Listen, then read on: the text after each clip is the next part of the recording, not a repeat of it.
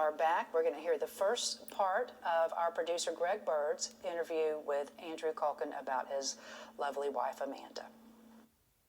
Andrew Culkin, insurance broker turned author. How are you doing this day? I'm doing very good. Great. Welcome to Come Back Stronger. And I met you a couple months ago at a publicity summit, and you had a very fascinating story and the reason behind your book. Can you tell us a little bit of your life and your wife, Amanda? Yeah, well, originally, we were married for 25 years, and originally we had our own brokerage. I live in Southern California. We worked for a number of different Fortune 500 companies. We worked out of our house, and we had a lot of freedom. And in the evenings, Amanda had the tendency to drink wine. It really started with Chardonnay with her, and over a period of time, I didn't really understand it. I thought it was kind of a cultural thing because her family was from Canada, and I thought it was kind of a Canadian thing, but 0.75 liters of Chardonnay turned into 1.75 liters almost every day, and it just became part of her life. She maintained, that kind of habit for many years, but eventually it began to take a physical, emotional toll on her, in a lot of different ways. And then, it gradually became worse and worse and worse, where it was, I didn't understand that she was an alcoholic, and I didn't understand the chronic element behind it, where it would lead. I had no idea how far it would lead. Yeah, and of course, you see her every day, and it's kind of a progressive thing, but as somebody who interacts with her every day, you may not have seen it. Was there a point where you started to realize that this may be a problem? Well, yeah.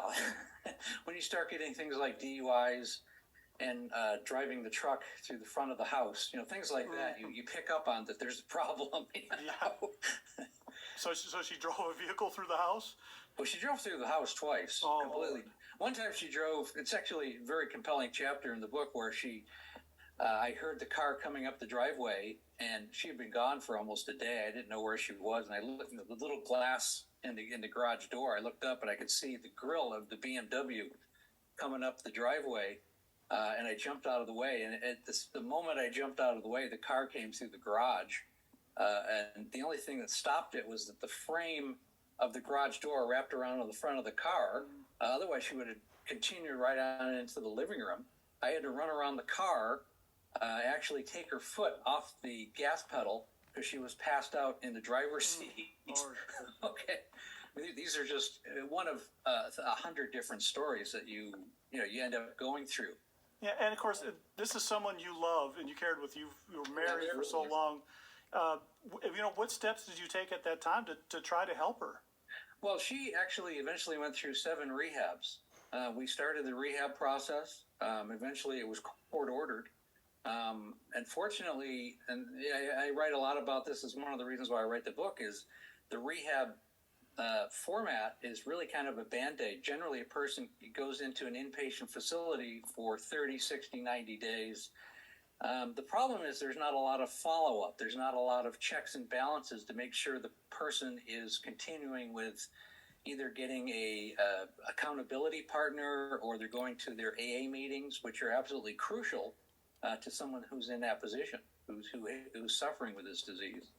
And there's no one to force these people to do that. It's almost like telling a heart patient to operate on themselves. It makes about as much sense. And these are things that I want to talk about ultimately through this book, is to get better care for people that are suffering with the disease. Yeah. Now, had you had much experience with alcoholism prior to Amanda? Not really.